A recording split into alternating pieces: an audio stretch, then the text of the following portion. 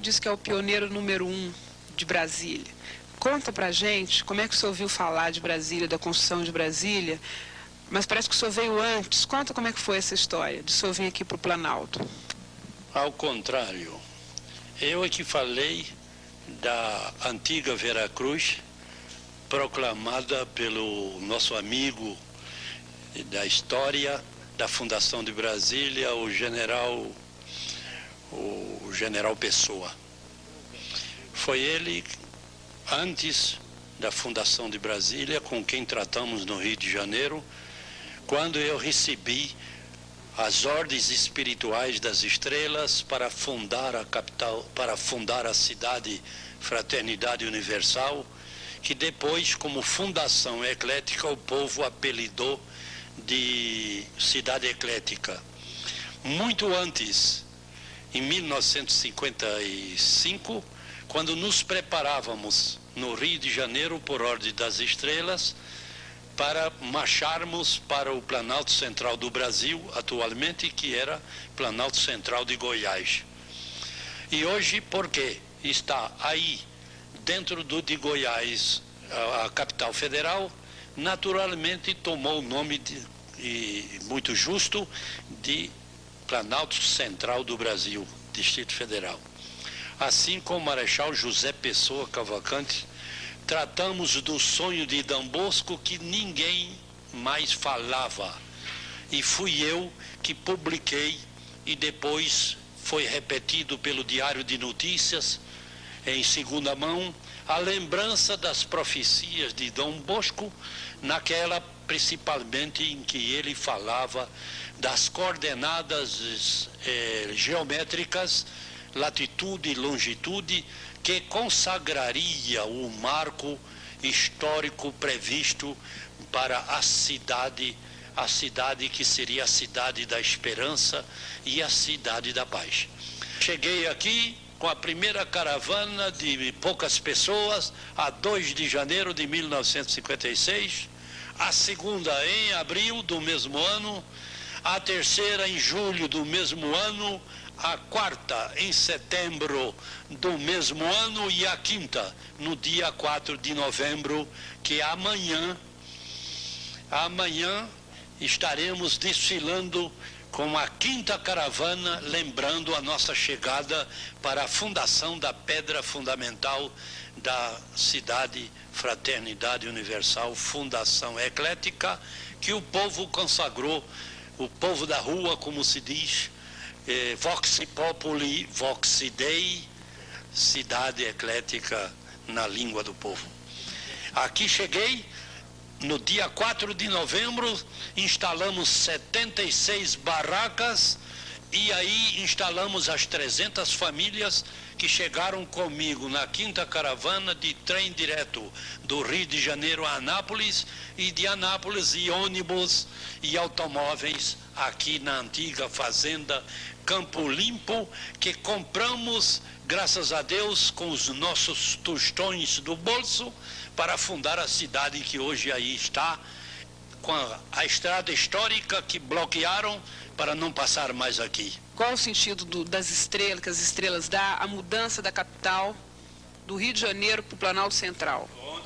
Onde seria uma nova capital expurgada da escória e de tudo aquilo que fosse, a bem entender, mundano, inferior, para ser uma cidade modelo e para ser uma notícia nobre para o terceiro milênio. O senhor acha que Brasília cumpre?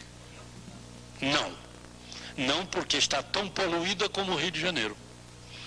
Compreende? Essa não é a cidade que Dom Bosco previu. Nem o Marechal também, porque chorou no telefone quando me disse que a catedral que foi construída para todas as religiões ecleticamente foi entregue a uma religião só, que ele não concordava.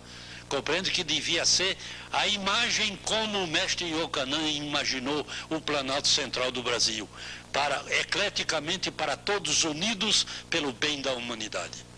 Marechal José Pessoa Cavalcante, que foi o primeiro que veio para aqui para fazer a triangulação, a primeira triangulação do Planalto Central como capital futura ainda com uma ressonância do movimento de 1922 por Epitácio Pessoa Cavalcante, compreende, que era o presidente da República de então. Mestre, você podia contar para a gente aquela história do avião do Juscelino? Posso, sim. Ainda não tínhamos estradas. Era essa mesma estrada que nós andávamos na lama daqui para Anápolis via Corumbá.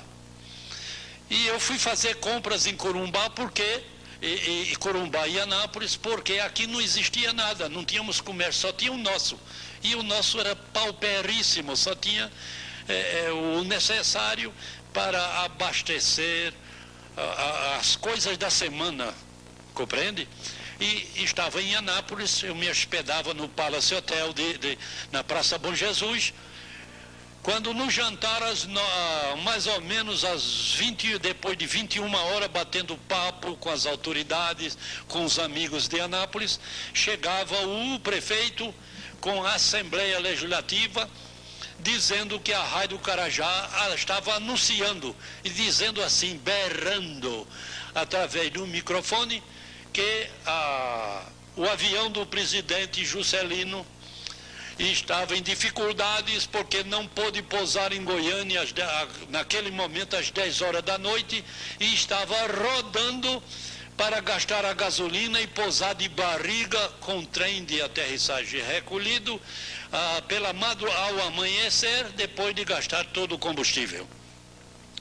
E ele soube que eu fui tripulante, piloto da Lufthansa e piloto do avião presidencial com curso de voo cego na Academia Secreta Alemã, Blindflugschule Dessauer, Alemanha, professor e instrutor de voo cego, e souberam que eu poderia salvar o avião. E eu disse, perfeitamente, mas exijo uma condição. A condição será do senhor prefeito, como primeiro ato, mandar recolher, se apresentarem todos os choferes de táxi aqui e no aeroporto. Sua Excelência, o senhor prefeito, mande telefonar para a Torre de Goiânia para avisar o avião que está na escuta, naturalmente perdido, e dizer a ele para voar diretamente para a frequência do Rádio Farol de Anápolis, com o prefixo de AN, A de antena, N de negativo, que o comandante Coronel de Sá vai dirigir o pouso do avião, que vai dar mais ou menos, de acordo com o avião que eles estão voando, mais ou menos 4 horas por aí. Esse comandante Coronel de Sá é o senhor?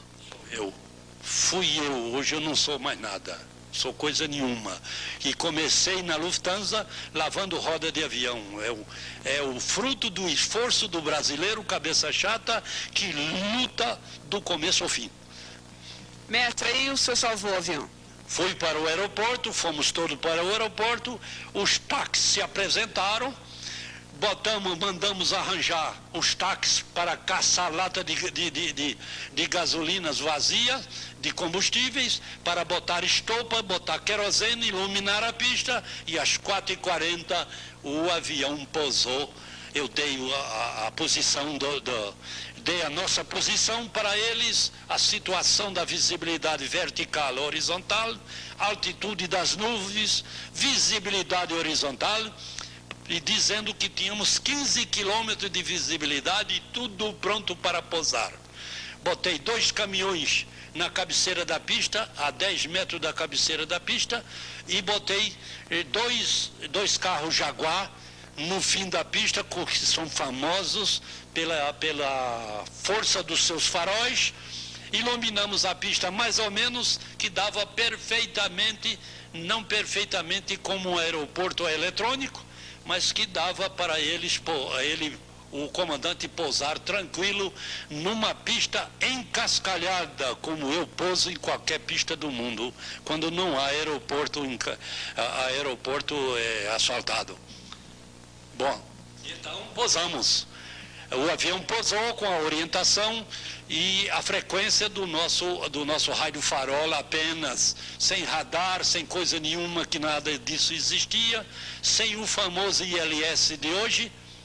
E o avião pousou e o presidente saltou e lá no balcão do aeroporto foi feita a ata, que eu disse a ele: aqui, presidente, o destino nos fez encontrar outra vez a ata da mudança da capital federal. E aí foi ele, pela primeira vez, que autorizou a mudança da capital. E esse documento está no meu cofre original, e eu assinei nas costas para não dizerem que eu era um aventureiro, aproveitador de situações, ou querendo uma situação, relembrando o meu presidente Getúlio Vargas, cujo avião presidencial a ele pertenci. Quer dizer que o senhor foi quem estimulou, inspirou... Estimulou ao presidente, porque eu já estava aqui. Já estava aqui no Planalto Central. O senhor que puxou Brasília para cá?